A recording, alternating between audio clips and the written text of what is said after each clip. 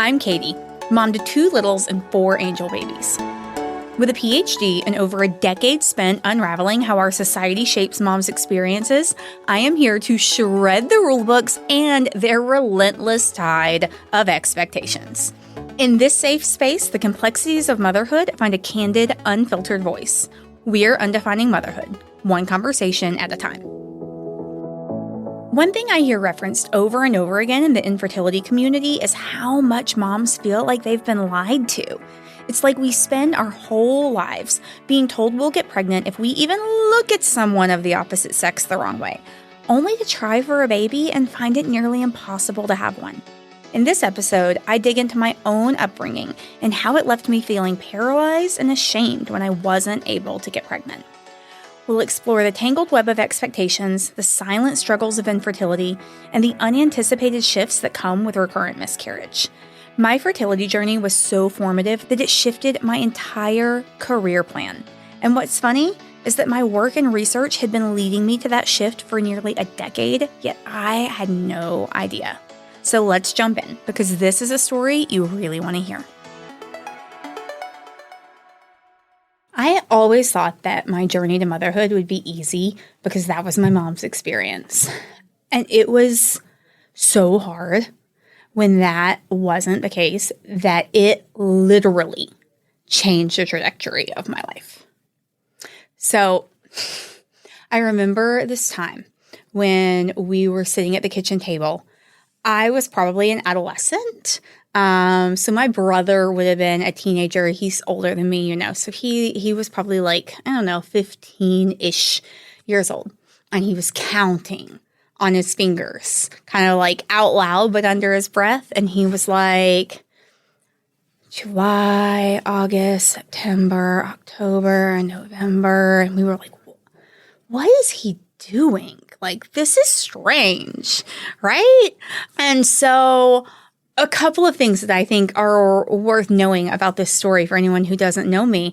I come from a small town in Northwest Georgia, and this is the mid-1990s, right?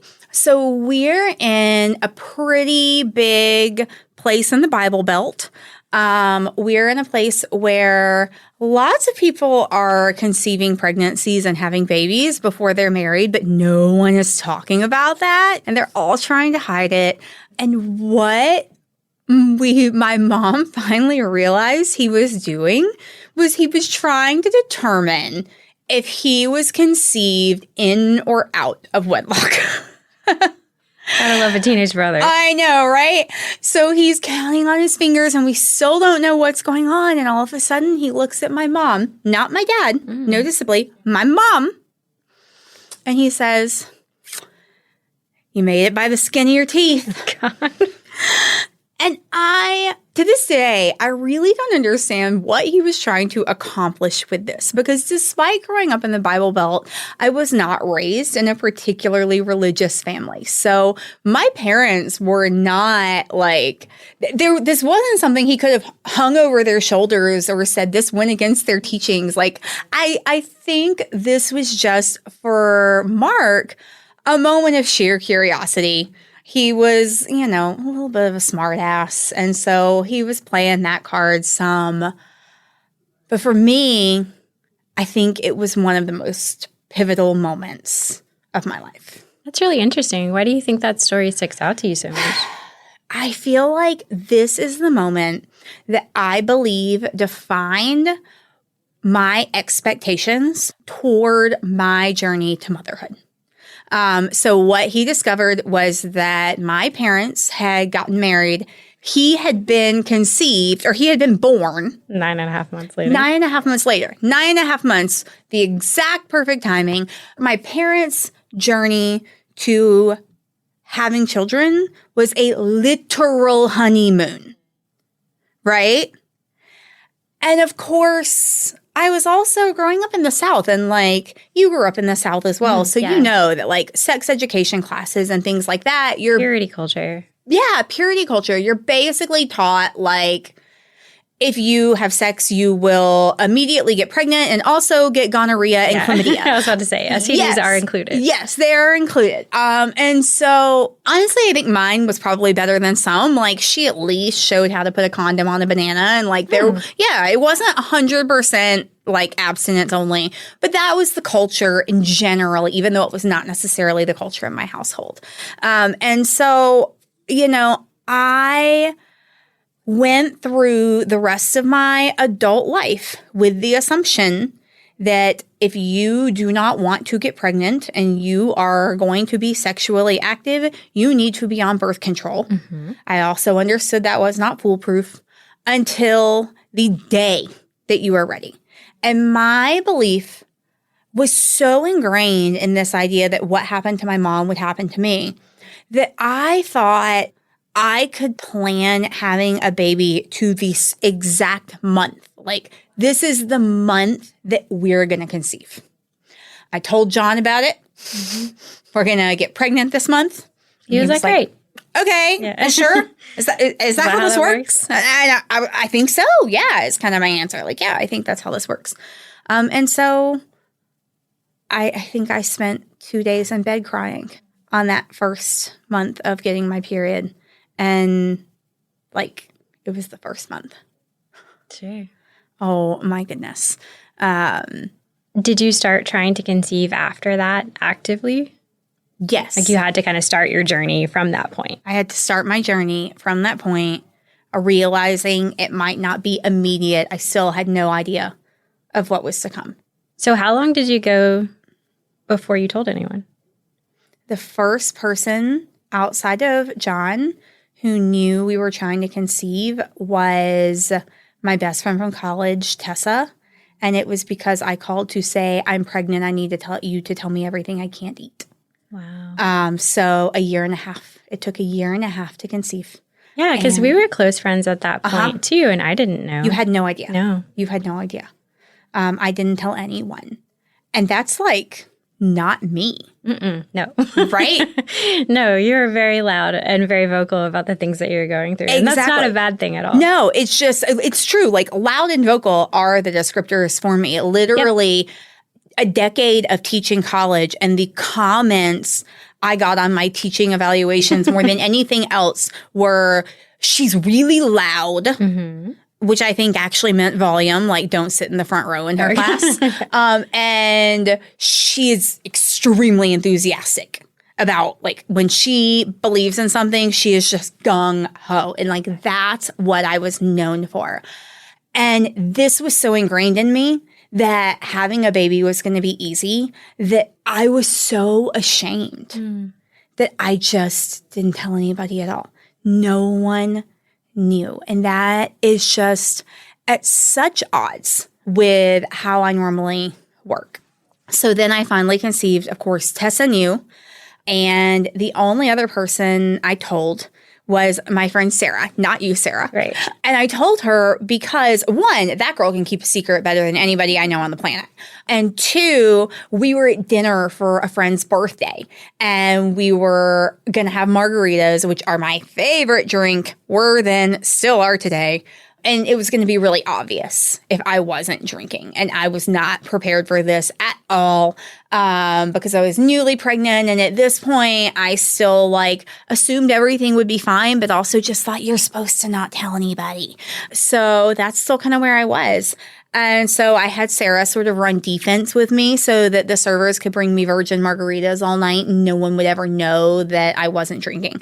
When I had my first miscarriage, that was the first time that the people closest to me, with those very few exceptions, even knew I was trying to have a baby, which was really extra tricky because it meant that my mom had been lamenting for years that I didn't seem interested in kids. Mm-hmm. And so she's learning that I'm actually trying to do this thing she wants me to do at the same time that I'm calling her in tears over a miscarriage. So should have been really weird for her too. It was really weird for her. Well, my dad was having a hip replacement that day. So my dad is in literal surgery. And I call my mom like huffing and puffing, hyperventilating, saying they want to do surgery and take my baby and I don't want them to, but it's dead. And she was like, what? Yeah. Okay, which one of these things do I take care of? What's happening right now? So yeah, it was definitely a lot. Were you teaching too at that time? So that's what made it the hardest for me. I was teaching and it was my first year at Tech. And so that 1 month thing was like, well, the 1 month thing had been before I ever finished my PhD. I wanted to have a baby in the summer because grad students don't get maternity leave. But at this point, I didn't care. Like, please just give me a baby. We'll figure it out. But one of the things that stands out to me as being so stunningly hard after that loss was going back to work. And it was because I had been so silent on this issue for so long. And now I was going through something catastrophic. I was devastated. Thank goodness my boss gave me a whole week. And even then, I was not ready. And I was teaching business communication at the time. And so having taught both like English classes and business classes, like they're a very different vibe, you know? So I was kind of an open book with my English students. But this year I was only teaching business communication and it was through the business school, not through their version of the English department. So I had put up these really high walls between myself and my students. I had certain shoes I wore that gave a certain idea about me. I wore certain clothes that gave a certain idea about me. And like these students did not know anything about. Because you have to kind of model the professionalism of the business environment. Exactly. Right? You have to model the professionalism. And so that's what I was trying to do. But what that meant was that I was walking through this really hard time that ended up being 3 losses in 2 semesters. And my students didn't know anything. They knew that we kept having classes that were moved to online, but they just thought like, I don't know what all students think when that happens is like, score, I don't have to go to class today, right? So like, they were still coming to me as if things were normal, complaining that their 95 should have been a 97. And you're over here like masking being a business communication. Like just trying to hold it together in some way at all. And so it was the hardest year of teaching of my life. And not because of the students and not because of the class. I ended up requesting to move out of the business classroom and back into the English classroom. And the reason I requested that was because I needed to get my voice back because words are how I heal. And I didn't feel like I could heal having to wear this mask and continue being silent. And I have not been silent since. This episode is sponsored exclusively by Gene8 by SNP Therapeutics, providing genetics-powered nutrition tailored for every stage of the fertility, pregnancy, and postpartum journeys. Imagine a world where mothers have more control over their health and their baby's development, where maternal health isn't just a hashtag, it's something that really matters. This is the dream Gene8 is turning into a reality. Through personalized nutrition insights, Gene8 helped me learn exactly how my body processes and struggles to process different essential vitamins and nutrients. Their focus is on the nutrients that are most essential for babies' cognitive development, making them a dream for moms who are trying to conceive, pregnant, or nursing. And they didn't stop there. They gave me personalized recommendations for how to adjust my daily intakes, and their new prenatal vitamin adjusts to the needs they see most often in moms. Their approach isn't just about supplements or tests. It's about understanding and nurturing our unique bodies during some of life's most crucial phases. Gene8 gives me hope for a future where every mother can feel empowered and supported in her healthcare. Check them out at undefiningmotherhood.com/Gene8 and use code undefiningmotherhood10 for 10% off.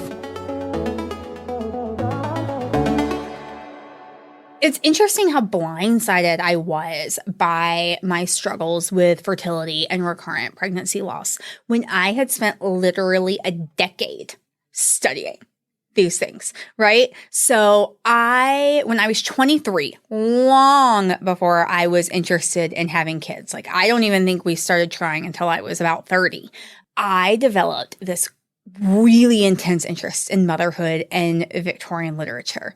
And do you know why? You of all people might actually know why.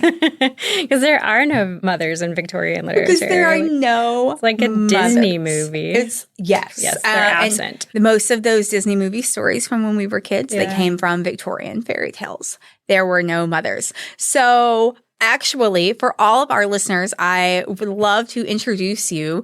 That voice you heard, that was Sarah. What's up? Sarah is the editor of Undefining Motherhood and has been since the day our website was founded. And we wrote our doctoral dissertations together, studying different things just 1 century apart. So as we go through this podcast, we are going to be bringing you all of these crazy little tidbits of history nuggets thrown in to the interesting present day conversations that we're having. It's going to rock your socks. I promise. You're going to love it.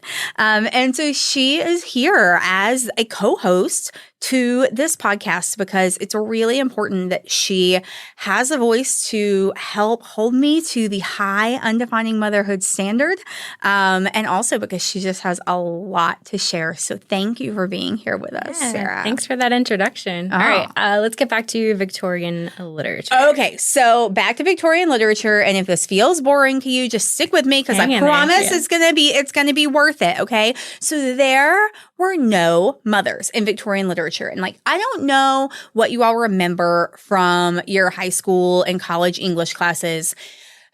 And as much as it hurts my heart to say, I'm willing to venture it's not much because you probably only read the Spark Notes and not the book, or the Cliff's Notes and not the book. And yes, I am dating myself with that, but that was just the reality.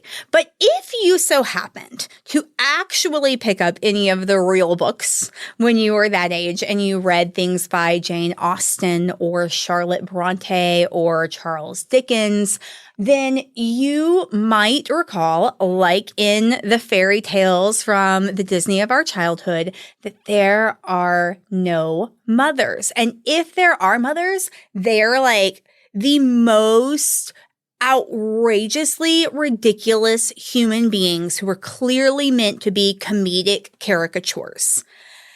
And so there's no one who's just like a normal mom.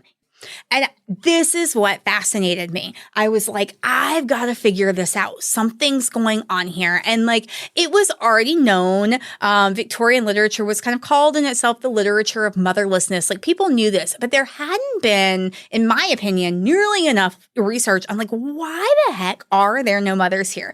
And I became convinced as a 23-year-old, right, who didn't even know how to try to do academic research yet, was just starting to learn.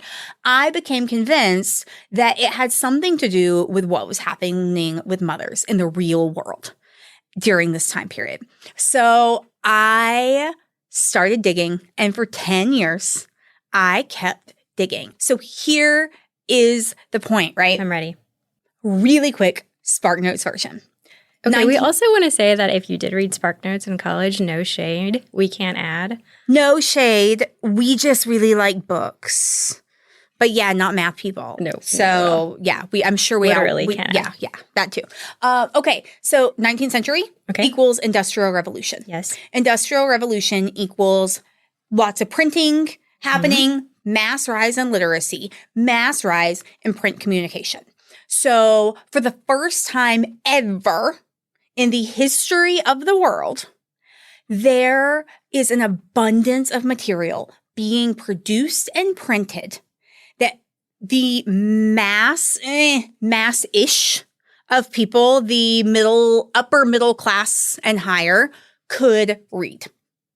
And the amount of material that was being produced about how to be a good mom was staggering. And there were some things that really, really, really, really stood out to me. These things were mostly that, one, there was so much advice and it was all about how to do it exactly right, how to be a good mom, and like, you have to do it my way or the highway. There was no room for nuance. It was like, you do it exactly this way. Two, the advice was impossible to live up to. The standards were insane. It all made the mother the martyr. She had no control over, like, nothing about her life got to be about her anymore once she had a baby. 3, it was all written by men with like a slight few exceptions. And most of those things were written by ministers' wives. And it was written still under like Mrs. and then the husband's name. Fascinating. Gotta love it. And I kept thinking to myself, how could these moms possibly feel like they're doing a decent job? How could they feel like they're getting this right? How can they feel like they're doing this okay? And my contention was that that was the reason that they were absent from Victorian literature, particularly literature written by women, because these women knew that once you became a mom, you didn't have a voice anymore. Wow. You didn't have anything to say. So why should you even be in the book? And this was something that was just, I mean, I was crazy about it. Like, they even had this crazy thing. They had a genre of book that was exceedingly popular called conduct manuals. This is how you behave. And it was like the precursor to Emily Post, but like way more prescriptive. So these poor women couldn't win. No matter who they listened to, the standards are impossible. Sounds like today. And then I started trying to conceive and going through recurrent miscarriage. And I was like, holy F, how far have we come? Thank you so much for listening to today's episode of the Undefining Motherhood podcast. It's been an honor to share this time with you. Remember, you're not just a listener, you're an essential part of our community. If today's conversation resonated with you, I have 3 simple requests for how you can help us grow. First, subscribe wherever you listened so you don't miss an episode. Second, we'd love it if you could leave us a review wherever you're listening to this podcast, as that's one of the most important ways we can grow and share our message and community. And finally, we'd love to hear from you. Jump over to Instagram and find us at Undefining Motherhood, where you'll see a post about this week's episode where we can continue the conversation. Thank you for being a part of the Undefining Motherhood community, where together, we're making change. Until next time, take care of yourself and each other.